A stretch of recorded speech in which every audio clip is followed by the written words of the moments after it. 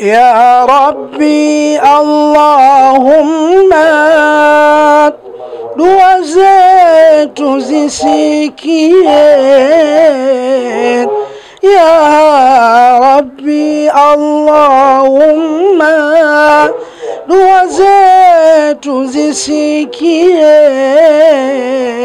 na maasi tuliyoyachuma ya Rabbi tughfirie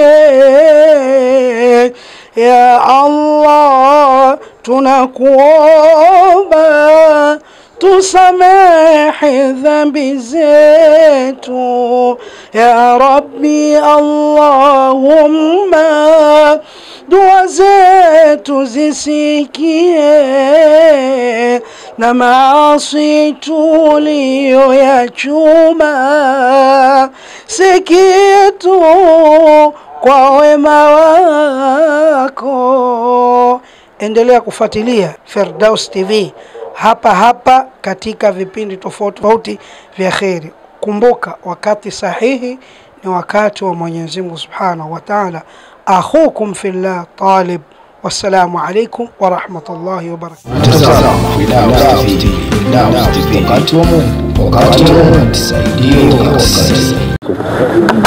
Wa alaikum salaam wa rahmatullahi wa barakatuh. Ongelea kwa uchache hichi ambacho tumejia hapa kwa Sheikh Sharif Majini. Hapa tumekuja kumzika, kumlaza ndugu yetu katika kaburi yake Sheikh Sharifu Majini. Tunamfahamu kama Hussein Muhammad Msopa, amefariki na leo ndio imefika wakati wake kuja kumlaza katika tumbo la ardhi. Ni huzuni kwa namna alivyokuwa akiishi na jamii yetu, namna alivyokuwa akijitoa kwa ajili ya matatizo ya watu wengine. Lakini kifo ni kitu cha lazima. Kifo ni kitu ambacho kimeandikwa na hatuna namna ya kukiepuka. Inama takunu yudhirikumul maut. Popote mtakapokuwa kifo kitakufikieni tu. Kwa hivyo amekwenda, tumekuja tumemzika, basi kilichobaki sisi tulibakia ni kumfanyia dua. Kabla Sheikh Nguli, taarifa ulipata katika mazingira gani? Taarifa mimi nilipata katika grupu ya wahadhiri. Grupu ya wahadhiri inaitwa Nyumba ya Wahadhiri. Nilipata taarifa kwanza za mtihani ule uliotokea wa kupiga risasi, lakini baadaye taarifa za kifo. Basi na kwa sababu kipindi hichi kidogo kulikuwa kuna mazingira magumu kufuatilia taratibu zake, waliokuwa karibu walikuwa wakitujuza hali zake mpaka alipopata na umauti. Tunasema inna lillahi wa inna ilaihi raji'un. Kama kuna ujumbe gani? Ujumbe nafikiri labda kwa Watanzania. Haya yote yanatuingiza katika huzuni ni kwa sababu ya hali kuwa tete. Kitu kikubwa hapa ni amani, kuilinda amani tuliyokuwa nayo. Nchi yetu ilikuwa mfano kwa muda mrefu kufananisha na mataifa mengine kwa amani, lakini inapoingia katika sintofahamu kama hizi haipendezi. Kwanza maisha watu wameyaona katika miji yetu, nyanya inauzwa mpaka shilingi 1,000, nyanya moja, kilo ya sukari, unga, yani mpaka umetokea mfumuko mkubwa ghafla ndani ya siku 3 siku 4. Kwa ni maisha magumu sana watu wameyapitia. Kwa hivyo amani ni kitu bora zaidi kwa ajili ya kuhakikisha kila kitu kinakuwa sawa, kila kitu kinakuwa katika mahala pake. Huo ndio ujumbe wangu kwa Watanzania wenzangu. Innaka mayitu wa innahum mayitun. Ndugu zangu waandishi wa habari, kwanza tumepata huzuni kubwa kwa sababu ndugu yetu Chifu Msopa alikuwa ni maarufu. Ameanza kuhubiri akiwa ni mdogo kabisa. Alikuwepo yeye Chifu Msopa, Maridhia, Saidi Godigodi, bwana na vijana wengine mpaka sehemu aliyofikia. Kwa hiyo hili shatokea la Allah, lakini alikuwa ni mtu maarufu mwenye kutetea amani. Alikuwa anamtaja Allah, alikuwa anamtangaza Mtume Muhammad sallallahu alaihi wasallam. Kwa hiyo binafsi mimi imeniuma, lakini sasa hakuna njia ya kufanya kwa sababu kifo kimeumbwa na kila mtu atakipitia. Naam. Mara mwisho jambo gani labda unakumbuka mliongea naye kabla ya safari yake? Kabla ya safari yake nimeongea naye siku ya kupiga kura asubuhi. Amenipigia simu akaniambia, mzee upo? Nikamwambia nipo. Vipi? Nikamwambia nipo nyumbani. Akaniambia usitoke. Bwana kaa nyumbani. Bwana kwa sababu hali sio nzuri. Lakini baada ya masaa 3 au 4 ndio nikapata taarifa kwamba Msopa amepata mtihani na yeye inshallah. Jambo gani hutomkumbuka katika maisha yako? jambo ambalo sitomsahau Bwana Msopa, kwa sababu alianza kuhubiri dini akiwa mdogo na kina Sheikh Rajab Salum hawa bwana kina Kadogo hawa vijana wangu hawa maskini. Kwa hiyo na mimi nawaombea dua hawa waliobaki, Mwenyezi Mungu na hawa awape umri waweze kuendeleza kazi hii. Lakini kikubwa, siku kabla hajafa Msopa, wiki moja alikuwa anasitiza mambo ya amani, kudumisha amani katika nchi. Na kama mlivyoona siku 2-3 watu wakaambiwa wakae ndani bwana Kwa hiyo hili tumuombee dua Mwenyezi Mungu aweze kulifanya kaburi lake kuwa ni miongoni mwa viwanja katika viwanja vya peponi. Mimi naitwa Sheikh Uwesu Rajab bin Ali. Kilichotuleta hapa kwa ajili ya kumstiri ndugu yetu mwanaharakati mashallah wa dini ya Kiislamu, lakini ameyafanya mengi sana sana. Kwa hiyo mwisho wake ndio hapa, na sote tutarejea kwa Mwenyezi Mungu. Tujiandae na hili. Ndio, tujiandae na hili. Lakini ninyi kama moja ya mashehe ambao mlikuwa naye karibu zaidi, labda alikuwa ni mtu wa aina gani Chief Msopa?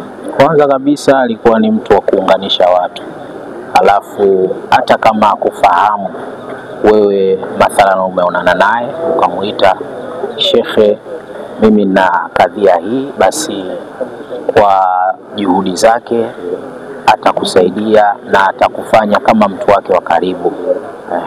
Ni mtu ambaye mashallah kapambania dini ya Kiislamu, na kwetu sisi Waislamu mtu kama huyu siku ya Ijumaa ametutoka, basi mashallah ni katika watu wema kabisa. Kufanya juhudi kiasi cha kutosha.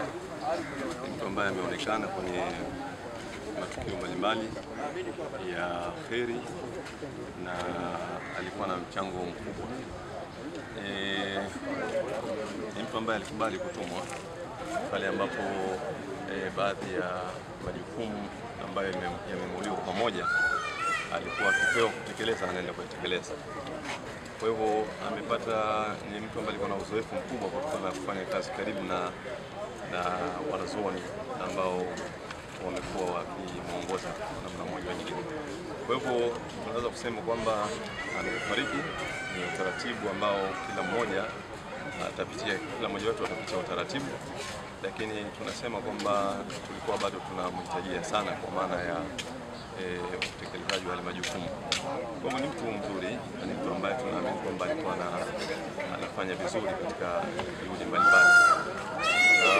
Binadamu kosi mapungufu, yatakuwa mapungufu yake, lakini kwa zaidi kwamba ni kumsamehe pale ambapo alipokosea kama binadamu, na sisi tumeagizwa mara nyingi tuzungumze mambo yalikuwa mema ya maiti wetu. Kwa hiyo tunazungumza yale mazuri ambayo alifanya Msopa, Chief Msopa, na tunaamini kwamba yale mazuri aliyoacha yataendelezwa na wale waliobakia. Kwa hiyo ni mtu ambaye kwa kweli tunaamini kwamba alikuwa na mchango kubwa tu katika hizo juhudi mbalimbali za Mungu.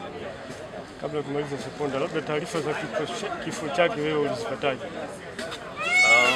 Taarifa za kifo mimi nilizipata wakati niko kwenye msiba wa ndugu yetu mhadhiri ambaye tumemzika juzi, Sheikh Hamim Bosa. Tulikuwa jana alasiri katika mazishi yake au katika maandalizi ya kumsafirisha katika msikiti wa Chiwata. Pale ndipo ambapo tulipopata taarifa kwamba Chief Msopa amefariki, na tunataka kujua amefariki kwa namna gani. Tukaeleza kwamba ni katika watu ambao wamepata athari za matukio ya juzi haya ya mashambulizi ya matumizi ya risasi na sasa kufariki. Kwa tupata taarifa zake tukiwa kwenye msiba, na kwa namna yetu tukajiandaa kwa ajili ya mazishi. Labda kwa nafasi nyingine tunaona kuna kamati au niseme kuu ya wahadhiri, kama wao wahadhiri, kipi ambacho cha kuweza kujifunza au kipi ambacho unaweza kuambia kutokana na msiba huu? Au unawashauri? Mimi nafikiri tumewaona wote wakiwepo pale. Kubwa zaidi ni kwamba waendeleze mshikamano, kwa sababu huu walionyesha kwenye mshikamano, na tunasema ni jambo zuri zaidi waendelee kufanya hivyo, kwa sababu ni muhimu. pale ambapo mtu anapokuwa na matatizo yani siwe ni kwenye mazishi tu, lakini pale pia anapokuwa na shida labda mgonjwa, basi waende wakamuone kama alivyofanya kwenye tukio hili. Kwa hivyo nisisitize ule umoja na mshikamano kama ulivyoonyesha tu, kwa sababu ni kitu ambacho katika mazingira ya kawaida labda tunapata nafasi ya kuongoza kidogo, huzuni yake inaweza ikawa kujiandaa kisaikolojia, lakini imekuja bahati sana vitu vya ghafla na ndio imetokea hivyo. Basi tunakubaliana na kadari ya Mwenyezi Mungu.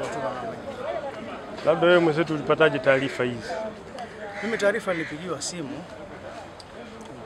na miongoni katika jamaa zetu anaitwa Junior. Kwamba bwana nimepata taarifa kwamba Msopa amepigwa risasi. Lakini kabla hapo kulikuwa na bahati nzuri, unajua tuna nafasi ya kuzungumza na masiara. Wakati maandamano yale tunapata taarifa yanatokea, nilimpigia simu kwa mtoto. Naita naibu. Yeye anaita mtoto, mimi namuita mtoto. Kaambia kwamba bwana kuwa makini sana, kaa ndani. Kwa sababu inaonekana maandamano haya kuna watu ambao wanaweza kukuona wewe kama mtu mwenye itikadi ya CCM, lakini unasisitiza sana mambo ya amani, inaweza kaja kupata matatizo. Kaa nyumbani usitoke. Kaambia yani hapa nilipo niko ndani, siwezi kutoka kabisa. Sasa baadaye nakuja kupata taarifa, naambiwa kapigwa risasi baada ya kutoka tu pale nyumbani kwake. Yani kama mita 2 au mita 3 katika eneo lake amepigwa. Sina wasiwasi, hana matatizo yoyote, amekaa vizuri, lakini wamewekwa katika wodi maalum. Umemuona? Swali langu lilikuwa hilo. Wakaniambia kwamba hawajamuona. Nakumbuka hata rafiki yangu mmoja sasa Mgwao nilizungumza naye. Alipigia simu nikamwambia, ndugu yangu, kwa dalili hizi ninazoziona, yani kibinadamu mimi natoa 30% ya Msopa kama yuko hai. Kwa sababu hata iweje mgonjwa akifanyia operation kama amekuja ndugu zake, hata mmoja kama wengine hawaruhusiwi, hata kama ni magereza, huyu hapa ndo mgonjwa wenu. Baada ya pale nikawa na mashaka matupu. Kuanzia siku iliyofuatia ile, siku nyingine tukaja mpaka Jumatatu. Nikapigia simu tena Junior, nikamwambia bwana, yale mawazo uko nayo bwana, kwanza uko unasema ndio kweli yule bwana amefariki. Basi hatuna namna kubwa ya kumfanyia dua. Alhamdulillah, nashukuru Mwenyezi Mungu tumeshiriki kutoka kwenye kumwosha mpaka hapa. Kabla ya kumaliza, jambo gani ambalo hutomsahau katika maisha yako? Ni ukarimu. Msopa alikuwa ni mtu mmoja mkarimu sana. Mwenyezi Mungu amlipe kheri katika hilo. Kwa sababu wajua vipato tunatofautiana. Lakini inaweza ikafikia pahala katika maisha yake anataka aje mtu hivi akampa, labda tuna kawaida kupeana pesa, mtu anapokuwa mwenzake unakwenda hivi, umerudi safari unamletea zawadi. Basi akiona mtu mwingine ukishakuwa wewe umempa pesa, yani baada ya kupata yeye akwambia basi mpe na fulani, basi rafiki yangu wewe mtoto mpe na fulani, bwana ana njaa rafiki yangu sasa hivi ana hela, yuko tayari kile alichokuwa nacho. Kama ukimwambia na mimi sijajua kama huyu yupo, nimekupa wewe, yuko tayari kile ambacho wewe umempa akakigawa nusu, akaenda akampa na mtu mwingine. Lakini unaweza ukakaa from nowhere ukampigia simu ukasalimiana naye, ndio mtoto wewe, na mpaka sasa nazo message zake hapa zamani hizo, ndio mtoto wewe, umenipigia simu safi kabisa bwana, haina taabu bwana, nimekumbuka tena na leo mambo yangu yamekwenda vizuri bwana, ngoja nikutumie mafuta 50 25 la. Yani ni vitu vya kawaida, hujamuomba hujafanya nini. Ukikutana naye atataka kuchukua, hata kama umeshiba uende ukale. Sio ukitoka hapa, kuna siku moja mimi kaja kuniambia, mtoto Ali, mimi bwana nakutafutia kanzu ya 200,000, yani upate kanzu ya 200,000. Sasa mimi nikaona pale kwa Saimu Mgao kanzu ya 200,000, mimi kanzu ya 50,000 napata kanzu 4 au ile kanzu nzima ya 200,000. Nikamwambia hata wewe waka unataka hiyo pesa itume dukani pale Kariakoo, mimi nitaenda kupata kanzu hizi. Lakini lengo lake alikuwa anataka nipate kanzu ya 200,000, lakini akatuma nikaenda nikachukua kanzu 4 za 50,000 na ninazo kama kumbukumbu yake mpaka leo. Alikuwa ni mtu mmoja mkarimu sana, mashaallah. Hakika ni mtihani kwa sababu kwanza ameondoka akiwa kijana mdogo. Mimi namfahamu Hussein Mohamed Msopa, alikuwa kijana wa watu na aliwapenda watu.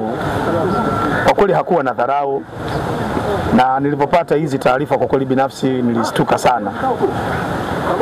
Kwa hivyo mimi sina cha ziada zaidi ya kumuomba tu Mwenyezi Mungu amsamehe madhambi yake, na insha Allah wa taala basi kaburi lake alifanya liwe viwanja katika viwanja vya peponi. Lakini pia Mwenyezi Mungu ajalie subira kwa wafiwa wote, kwani kuondokewa ni jambo zito. Mwenyezi Mungu inshallah amlaze mahala pema wa salama. Alhamdulillah rabbil alamin wassalatu wassalamu ala rasulillah sallallahu alaihi wasallam. Hakika sisi ni wake Allah subhana na kwake tutarejea. Msiba wa ndugu yetu mtu mwenzetu wa dua, sisi watu wa dua hujuana sana, hasa ndugu yetu Sheikh Sharif Majini maarufu wake kwa jina lake hili. Nilipata taarifa za msiba, nilifahamishwa na ndugu yangu Amar, ndiye aliyonipa taarifa, alikuwa ni mtu wa kwanza.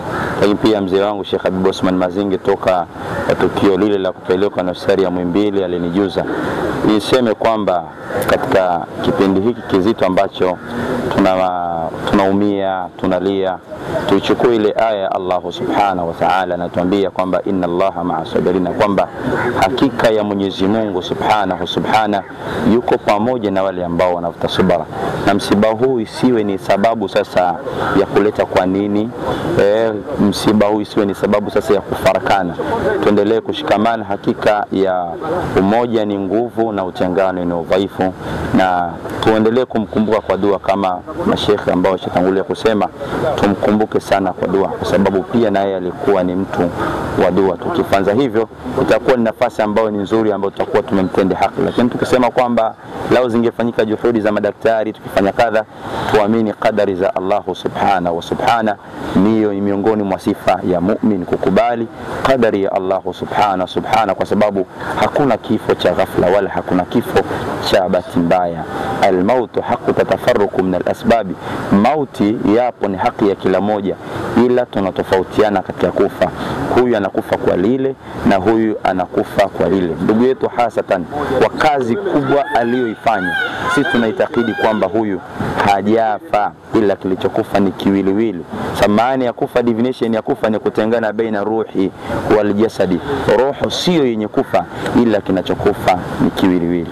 Mimi nasema katika vyombo hivi vya habari kwamba familia ya Sheikh Sharifu, ya watoto wawili alioacha, mimi niseme mimi kama mimi binafsi nitakuwa pamoja na wao inshallah ndani ya kipindi hiki, huku wakiomboleza kifo cha baba yao, na baada inshallah taala niombe Uislamu wale popote mlipo inshallah tuchukue msiba huu, tuubebe. Ni ngumu lakini tuubebe, tusiruhusu maneno mengine sasa kuingia tukayapa nafasi. Baada ya kusema hayo, walafu minkum, salamu alaykum wa rahmatullahi wa barakatuh. Ya Rabbi Allahumma dua zetu zisikie.